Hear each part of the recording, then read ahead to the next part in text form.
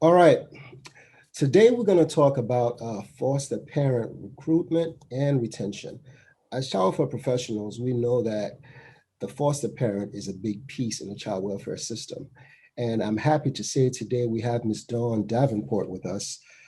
She's here to give us a little education. She is the executive director of Creating a Family. Hello, Ms. Dawn. How are you doing? I'm doing great. How about you? I'm doing all right. I'm doing all right. I mean, it's been with me since Wednesday. This zit on my nose over here is, I was hoping it would go down before this video, but it still is up. I'm like, whatever. Let's keep it My going. kids call that Mount Krakatoa. I got a My Krakatoa in my cracker. nose. Yeah, yeah, So that's what I yes. have with us today. Okay. So Yeah. let's get right into it. So creating a family. What is your mission? What is your mission, Miss Dawn? Well, we are the National Adoption and Foster Care Education and Support nonprofit, and our mission is to strengthen and inspire adoptive, foster, and kinship parents and the professionals who support them. Right. And like I had said earlier to our followers, that's a big piece of the child welfare Yeah, system. Now, definitely. as with creating a family, what are some great needs that you see the professionals facing trying to meet, the needs of the foster parents, adoptive, and kinship parents as well? I see the needs, primarily because we are an education and support based organization. I see the needs in those areas.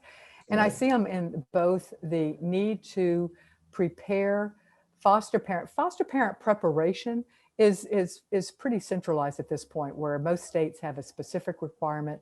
So I guess if you could argue whether or not we're doing a good job in preparing them. Right. And I know, MAP and Pride and some of the others, and the new national initiative that's coming down. But we've spent a lot of time at least thinking about that. But in other areas in the area of adoption, we really haven't spent as much time on how do we prepare those families, because they too are going to be oftentimes parenting children who've experienced trauma. And it may just be prenatal, not just, but it could Right. be, that would include prenatal trauma. So in the area of pre-adoption training is certainly one. But the other area we see a huge need for is in the area of post adoption support and training, because that's Right. where the rubber meets the road. Exactly. And the Yeah. other area would be in post fostering training and education, but most specifically, retention of our foster parents. So so tell me, I'm going to say two words, right? Just tell me what comes to your mind. Recruiting and retention when foster parents. Well, what are your thoughts relating to that?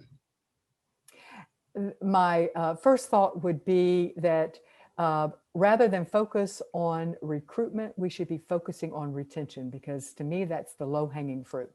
You've Right. already found a foster parent, you've already trained a foster parent, you've spent your Right. time doing that. So, what can we do to retain these foster parents? Right. Okay. Okay. Now, what is okay. Now, what is an effective pre-adoption or fostering education that you recommend or that you're aware of? What are your thoughts? Well, on pre-fostering, usually that's specified by the state. You've got your MAP, you've got Pride, and there are others as well. And like I mentioned, there's a national initiative that will be coming out next couple of years, probably.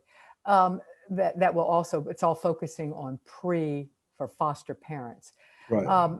But for other types of adoption, international, domestic infant, and for some states, it would also include adopting from foster care.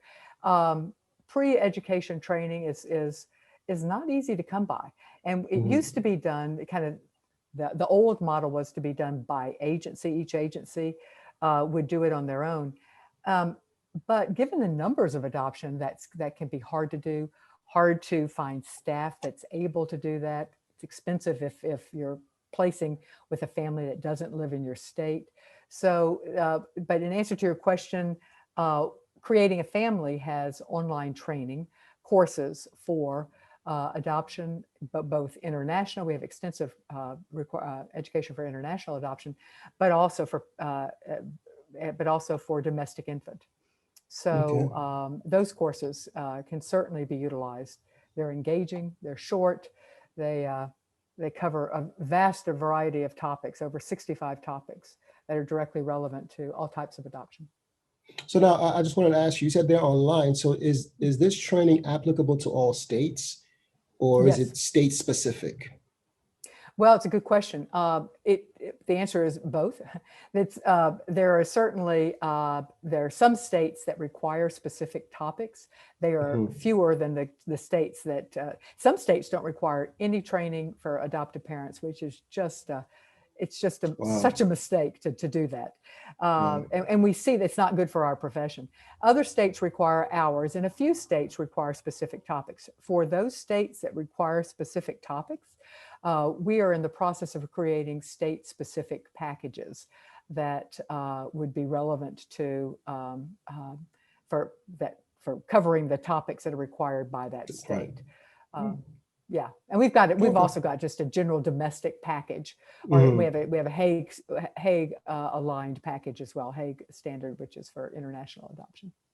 Okay. Okay. Well, next, I would like to know a little bit more about the Hague process, but that's a whole different conversation. As far as you said, you have it on your website. What is your website? Creatingafamily.org, all one word, Oh, creatingafamily.org. okay. Well, are there any last words you want to share with our followers, Ms. Dawn? This was very informative. Any last words you want to share with us?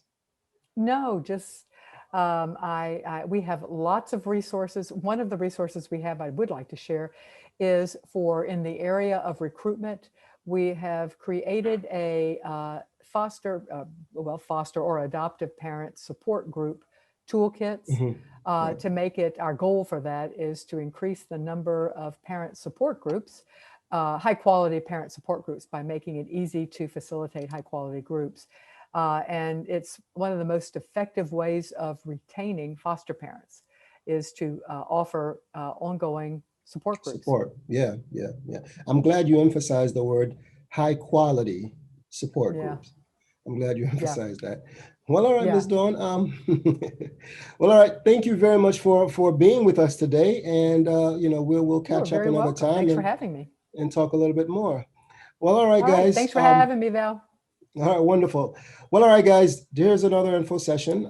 Make sure if you have any additional questions, you do check out creating a family, all one word, .org, where you could get all your get all your answers to your questions. All right, I'm Val, your fellow child for professional, and let's stay connected.